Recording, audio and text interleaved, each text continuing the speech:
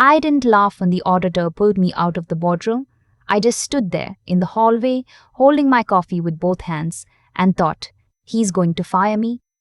That's what crossed my mind first. Not my husband, not the files she was holding. Just this completely irrational fear that somehow, at 31 years old, 7 months pregnant, I was about to lose my job. She wasn't there to fire me. I need to back up. My name is not important. What matters is that I was the kind of woman who believed in doing things properly. Proper engagement, proper timeline, proper savings account before the wedding. I grew up in Oakville, Ontario, in a house where my mother kept a whiteboard in the kitchen with a weekly budget written in dry erase marker, and my father reviewed the household finances every Sunday morning with a cup of tea and a yellow legal pad. I absorbed that. I carried it into adulthood like a second spine, so when I met my husband, I'll call him Daniel, at a conference in Toronto, what attracted me first wasn't his face. It was that he asked smart questions during the panel. He took notes on actual paper. He remembered what I said 3 days later and referenced it in an email. We dated for 2 years. We were engaged for 14 months. We got married at a small venue near the water in Prince Edward County. 43 guests, no DJ, a playlist on a Bluetooth speaker, and my mother cried before the ceremony even started. It was perfect. Everything was deliberate and considered and mine. I should have paid more attention to what was deliberate and considered and his. Daniel worked in commercial real estate development, not at the big firms. He had his own small company, more of a consulting practice, projects that came and went. He was good at it, or seemed to be. He talked about projects with confidence. He had opinions about zoning bylaws and interest rate cycles and municipal development timelines. He sounded like he knew what he was doing. I was a financial controller at a mid-sized manufacturing company in Mississauga. I had been there 6 years when we got married, 9 years by the time any of this happened. I managed a team of 4, reported to the CFO, knew every line of our consolidated statements by memory. My work was my identity in a way I didn't fully understand until later. We kept our finances mostly separate. That was my idea, and Daniel agreed to it easily. A joint account for household expenses, mortgage, utilities, groceries, shared subscriptions, and our own accounts for everything else. I thought it was modern and sensible. I thought it showed we trusted each other enough not to need to merge everything. Looking back, I think he was relieved. The pregnancy was planned, or at least agreed upon.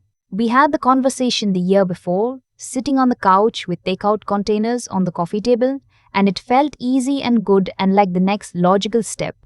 I got pregnant in the spring.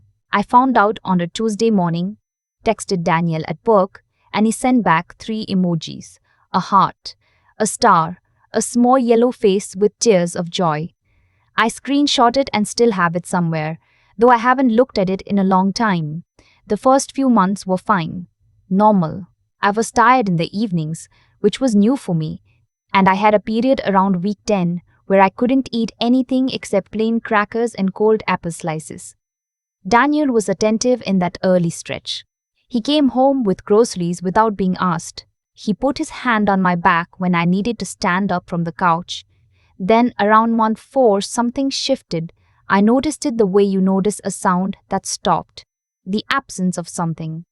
He started staying at the office later. Not every night, every 3rd or 4th night, which is harder to argue with because it doesn't form a pattern you can point to. He came to bed after I was asleep. He was present at dinner, but not quite there, if that makes sense, like watching a video call that's buffering. I asked him about it once. We were in the kitchen on a Saturday morning, and I said gently that I felt like he was somewhere else lately, and he looked at me with this patient expression and said, "You're just stressed about the pregnancy. That's normal." I almost believed him. I wanted to believe him. The thing about gaslighting, and I know that word gets used too easily, but in this case it applies, is that it works best when you're already half convinced you're the unreliable one. I was pregnant. I was tired. I was emotional in ways that were new and a little frightening. It was very easy to look inward and decide the problem was me. So I looked inward. I started yoga. I called my mother more often. I went to bed earlier and stopped waiting up for him. I told myself I was nesting, adjusting, growing into the next version of my life. Meanwhile, my husband was meeting with a lawyer I had never heard of in an office building in downtown Hamilton 3 separate times over the course of 6 weeks. I didn't know that yet. What I knew in early October was that we had a quarterly audit at work. Our external auditors came in every year, but this cycle we'd also brought in an independent forensic accounting firm to do a pre-acquisition review. The company had a potential buyer circling, and the CFO wanted everything clean and documented. It was a big week. I had been preparing for it for 2 months. On the third day of that review, the lead auditor, her name was Patricia, she was maybe 55, wore reading glasses on a chain around her neck, and had the kind of quiet authority that makes you lower your voice automatically, found me in the break room at 9:15 in the morning. She said she needed a few minutes, private. My first thought, I'm not ashamed to say, was I made an error somewhere. I ran through the last quarter in my head in about 4 seconds. I couldn't find anything. We went to the small meeting room at the end of the hall, the one with the frosted glass door. Patricia sat down and put a folder on the table, but she didn't open it right away. She looked at me first. She said, "This isn't about your company's books." She had been cross-referencing some public corporate filings as background context for the acquisition review standard practice, and she had come across something involving my name. Not my professional name, my married name. 3 months earlier, a numbered company had been registered in Ontario. The sole director was listed as a woman with my full legal name, married name included. The registered address was a mail forwarding service in Hamilton. The company had a business bank account, and 2 months ago, that account had received a wire transfer of just under $98,000 from a real estate holding company I had never heard of. Patricia slid the folder across the table.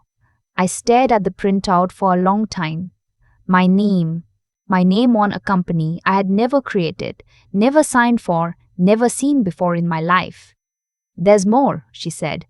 The numbered company was the registered owner of a 1/3 interest in a small commercial property in Burlington, a property that was part of a larger development deal, a deal that my husband's consulting firm had been involved in brokering. She said it quietly, and then sat back and let me process. The room was very small. I remember the sound of the ventilation system. I remember that my coffee was still in my hand and it had gone cold. I said I didn't sign anything. She said she knew. That was why she was telling me privately, before anything was filed, before anything official happened, because what she was looking at suggested that my signature had been placed on incorporation documents without my knowledge, which is not a clerical error, which is not a mistake. I drove home that night on autopilot. I don't remember the 401. I remember parking in the driveway and sitting there for 11 minutes. I watched the clock before I went inside.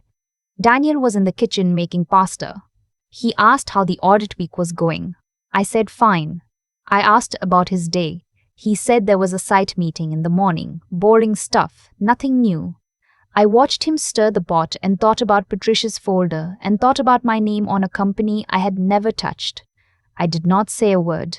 Here is what I understood. Sitting across from him at the dinner table that night, if I said something, I would get an explanation. He was good at explanations. He would have an answer, something plausible and slightly complicated, and I would be left trying to argue against the logic of it while pregnant and emotionally compromised and very aware that I had no proof of anything beyond a set of corporate documents I wasn't supposed to have seen.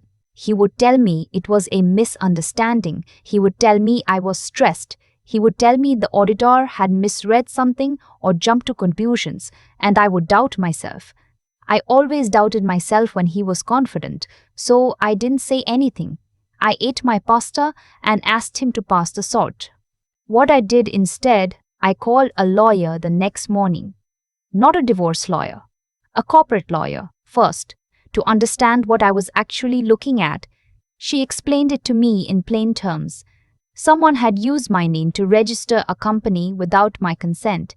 The signature on the incorporation documents was mine, or a very good imitation of mine. If that account had received funds and the company held a real estate interest, and if any of this connected to a larger scheme, I could be looking at identity fraud, forgery, and potentially tax exposure in my name.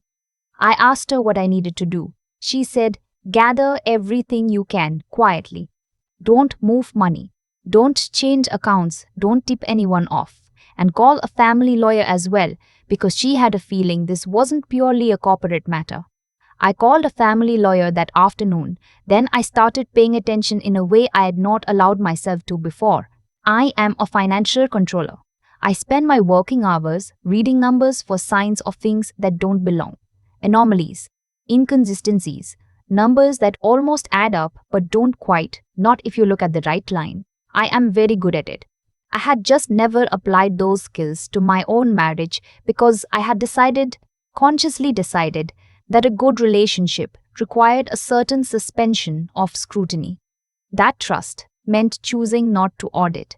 That decision, I now understood, had been very convenient for my husband. I pulled our joint account statements going back 18 months. I had access to them, of course I did. It was a joint account. But I had not looked at them closely since we opened it. I paid my share in, he paid his, the bills came out. Simple. What I found in those 18 months wasn't dramatic. No large transfers, no obvious withdrawals to accounts I didn't recognize. What I found was subtler than that. Recurring charges to a property management company I didn't recognize. A legal services retainer paid monthly from an account that was linked to the joint account as an overdraft protection measure. A setup Daniel had arranged 2 years ago that I had approved without paying much attention to. The retainer was for a law firm in Hamilton, the same city as the mail forwarding address on my fake company. I photographed every statement. I organized the photos in a folder on my phone, backed it up to my personal cloud account, not the one Daniel had access to, and sent copies to my lawyer. 3 weeks passed. I went to work every day. I cooked dinner. I went to my prenatal appointments. I slept next to my husband and felt the baby move and thought, I'm going to get through this. My mother called on a Thursday evening. She had been calling more often since I got pregnant, not intrusively, just checking in, the kind of calls that last 20 minutes and cover nothing important and leave you feeling less alone. I almost told her that night. I had the words ready. I was standing on the back step in the cold in October. And the words were right there. I didn't say them, not because I didn't trust her. I trust my mother completely. But because I knew that if I said them out loud, her voice would change and she would want to help in the way she helps, which is to be present, to show up, to make things happen. And I couldn't afford for anything to shift visibly yet. She said, you sound tired. I said, it's just the pregnancy. I'm okay. She said, you don't have to be okay all the time, you know. I said I knew. She didn't push. She just said she loved me and that she was there and that the baby was lucky to have me as a mother. And then we talked about a recipe she'd been trying and whether the fall colors were better this year than last. I hung up and stood in the cold for another minute. The leaves on the maple in the backyard had gone full red. I thought about everything I was holding. Then I went inside and made tea and kept going. 2 weeks before my due date, Patricia called me. There had been a development. The company conducting the acquisition review had decided to flag the numbered company and the affiliated real estate transaction to their legal team because it created a potential liability issue for the acquisition.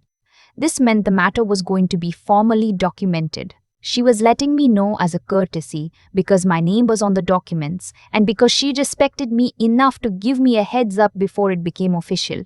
I thanked her. Then I called my lawyer and told her we needed to move.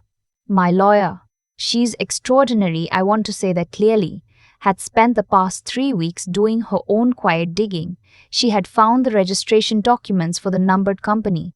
She had found the rotation agreement between my husband and the Hamilton law firm. She had connected with a forensic handwriting analyst who had, in her professional opinion, confirmed that the signature on the incorporation documents was not consistent with my authentic signature samples. She had also found that my husband had consulted with a family lawyer 4 months ago, before the numbered company was even registered, about the enforceability of a marriage contract in the event of financial misconduct by a spouse. He had been building a case against me, a case in which I would appear to be the one who had created a secret company, hidden assets, and committed financial fraud. A case that would trigger a marriage contract's asset protection clause and potentially shield his portion of our shared equity from any claim I might make in a divorce. He was going to make me look like the one who was hiding things. My lawyer said it plainly. This was premeditated. He had not acted impulsively. He had planned this over months, carefully, in a way that would have been very difficult to untangle had we not stumbled across it through the acquisition review. I sat in her office, 7 months pregnant, and I didn't try. I thought I would. I had rehearsed trying in my head, had imagined how I would fall apart when someone finally laid it all out. But sitting there, I just felt very still, like the inside of a room after a window breaks. I asked her what we do now. She told me. I went home and made dinner. The company Christmas party was the first Friday of December. My company's party. I had been to 12 of them. I was not going to miss the 13th just because my marriage was quietly collapsing. I wore a navy dress and my hair up, and I drank sparkling water all evening and laughed at the right moments and accepted congratulations about the baby from colleagues I genuinely liked. Daniel came with me. He stood beside me and was charming the way he always was at company events. He refilled my glass without being asked. He put his hand on the small of my back. I let him. The following Monday, my lawyer filed. Not for divorce, not yet. For an emergency injunction to freeze any assets connected to the numbered company, to preserve evidence, and to put the registrar on notice regarding the forged incorporation documents. This was filed quietly through the courts without alerting Daniel directly. That same afternoon, the Hamilton law firm received a formal letter from my lawyer requesting the retainer agreement and all correspondence related to my husband's file, on the grounds that it involved forged documentation using a third party's identity. By Wednesday, Daniel knew something was happening. He came home that evening and the energy was different. He was watching me. I could feel it the way you feel a change in barometric pressure. Not something you see, something that registers in your chest. He said, "Is everything okay?" I said, "I'm tired. The baby's been moving a lot at night." He said, "Right." We ate dinner in near silence. The following morning, he asked me, casually, over coffee, if I had heard anything from any lawyers lately, about the acquisition, anything like that. I said, "Why would I?" He looked at me for a moment. Then he said, "No reason. Just making sure the acquisition stuff isn't creating headaches for you personally." I said, "I appreciate you looking out for me." He nodded. He poured more coffee. He left for work. I sat at the kitchen table and breathed. 2 days later, everything broke open. The police called my lawyer, not me. She had already been in contact with the fraud division of the OPP, because the forged signatures on the corporate documents qualified as identity fraud and forgery, both criminal code offenses. They had been building their own file. Daniel was questioned at his office on a Thursday afternoon. I was at work when it happened. My lawyer called me at 3:15 and said, "It's in motion."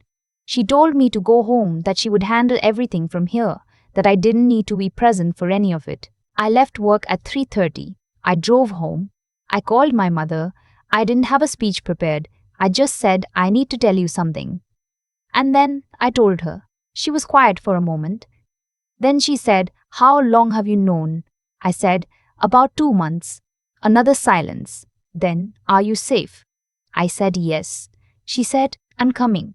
She drove down from Collingwood that same evening.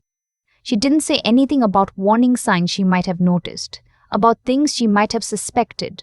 She just brought a bag and groceries and her reading glasses, and she sat at my kitchen table and drank tea with me until midnight. I didn't ask her if she had known something was wrong with him. I didn't need to ask. The fact that she drove 4 hours without asking me to explain further was its own kind of answer. Daniel did not come home that night. He went to his brother's place, I found out later. He must have understood, after the police interview, that the situation had shifted beyond his ability to manage it. He sent me a text at 11:47 that night. I still have it. He said, "I know what this looks like. I know you're angry. But I did this for us. For the baby. I was scared about money and I made bad decisions. Please let me explain." I read it twice. My mother was asleep in the guest room. The baby was quiet. The kitchen smelled like the cardamom tea my mother had made. I put my phone face down on the table and didn't answer. There is a particular kind of grief that has nothing to do with love. I had stopped loving Daniel. Or maybe I had stopped recognizing the thing I had loved as being connected to the person he turned out to be, some weeks before this moment. What I felt that night was not heartbreak. It was the specific exhaustion of having been careful and smart and still not careful or smart enough. The grief of realizing that you cannot audit your way out of someone else's deception. You can only survive it. The baby came 17 days later, in the early hours of a Saturday morning, at Oakville Trafalgar Memorial. My mother was there. The delivery was long and very hard, and then suddenly it was over. And there was my daughter, small and furious, and entirely herself. I held her and thought, "You have no idea what month you were born into." That seemed right somehow, that she arrived without context, without debt, without any of it attached to her yet. Just a person who existed, newly, in the world. The charges were formally laid in February. Identity fraud, forgery, 2 counts under the criminal code. His lawyer would spend the better part of a year arguing intent and context and financial duress. I was told not to follow the case closely, and mostly I didn't. The divorce was finalized the following autumn. The numbered company was dissolved. The real estate interest was seized as part of the civil action. The $98,000 was traced back through 2 holding companies to a private investor my husband had been trying to pay off. A loan he had taken 3 years earlier, before we were even married, that he had never told me about. The whole structure, the fake company, the forged signatures, the manufactured evidence against me. It was all designed to trigger our marriage contract, claim his half of our home equity, and use my apparent financial misconduct as leverage to avoid paying support. He had thought it through. He had been thorough. What he had not accounted for was an auditor with a forensic background who happened to look at one extra set of corporate filings on a Tuesday afternoon in October, or a wife who, when she found out, said nothing and started taking notes. My daughter is 18 months old now. She has my mother's eyes and a laugh that sounds improbably like a small bark, and she is absolutely indifferent to everything that happened before she was born. She doesn't know about any of it. Someday I'll have to decide how much to tell her, and when, and in what way. That's a future problem. What I know now, on this side of it, is that the most important thing I did was not confront him. The most important thing I did was stay quiet long enough to understand what I was actually dealing with. I am a person who processes things out loud, usually. I talk through problems with people I trust. It was profoundly unnatural for me to hold this for 2 months, alone, without telling anyone except my lawyers. But the quiet is what protected me. And my daughter. And the life I am building now. My mother still calls on Thursday evenings. The whiteboard in her kitchen still has the weekly budget written in dry erase marker. I have started keeping a similar one in my kitchen, partly for practical reasons and partly because it makes me feel like her. The maple in the backyard went red again this fall. I watched it from the back step with my daughter on my hip, and she reached for a falling leaf and missed it, and then looked at her own hand like it had done something wrong. I know that feeling. But we were both still standing there in the yard, in the light. That was enough. There's something nobody tells you about being deceived by someone you chose.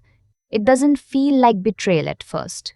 It feels like confusion, like a number that won't reconcile no matter how many times you run it. You keep checking your own work, assuming the error is yours. That's what I did for years, in small ways, before I ever saw Patricia's folder. Every time Daniel was distant, I looked inward. Every time something felt slightly off, I adjusted my own perception rather than question his. I had been trained, slowly and without drama, to distrust my own reading of a situation. That's not something that happens overnight. It accumulates quietly, the way interest does. What I understand now is that the life Daniel was building, the one that ran parallel to ours, the numbered company, the forged documents, the Hamilton lawyer he'd been paying for months, could only exist because I had stopped looking. Not because I was naive, because I had decided, deliberately, that a good partnership required restraint. That scrutiny was the opposite of trust. He counted on that. That was the design. And yet, what ended it wasn't rage. It wasn't a confrontation. It wasn't even the police call. It was 2 months of sitting quietly with the truth, learning it fully before acting on it. Patricia found the thread. But I was the one who had to decide what to do with it, and how, and when, and in what order. Those decisions required something I hadn't known I had until I needed it. It required me to be honest with myself before anything else, to look at the documents and admit, not to my lawyer, not to my mother, but to myself alone, in the kitchen at 11 at night, that the man I had made a life with had looked at that life and seen a liability to be managed. That took a particular kind of courage that has nothing to do with being brave and everything to do with being willing to see clearly when seeing clearly is the last thing you want to do. It required me to think, not react. The instinct was to confront him the night I saw my name on those filings. Every part of me wanted to. But I knew, in the part of me that processes numbers for a living, that the fastest move is rarely the right one. I waited. I gathered. I built a case the way he had tried to build one against me, except mine was real, and it required me to keep going. 7 months pregnant, holding a secret that could not be shared, going to work every day and cooking dinner and sleeping in the same bed as the person I was quietly dismantling a life with. That was the hardest part, not the legal proceedings, not the divorce. Those were almost a relief. The hard part was those 2 months of ordinary Tuesday mornings. My daughter doesn't know any of this yet. She's 18 months old, and her biggest problem right now is that she cannot reach the dog's water bowl, which she would very much like to splash in. But someday I'll have to explain something of it to her. And what I hope I can give her, what I hope she watches me demonstrate over years before I ever have to put it into words, is this: that doing the right thing and doing the smart thing and doing the hard thing are not 3 separate decisions. They're the same decision, made once and then made again every morning until it's over. That's what Patricia modeled for me, in a small meeting room with a folder on the table and no obligation to get involved. That's what my mother modeled for me, driving 4 hours in the dark without asking me to justify myself first. I'm still learning how to model it for my daughter. That's enough of a reason to keep going.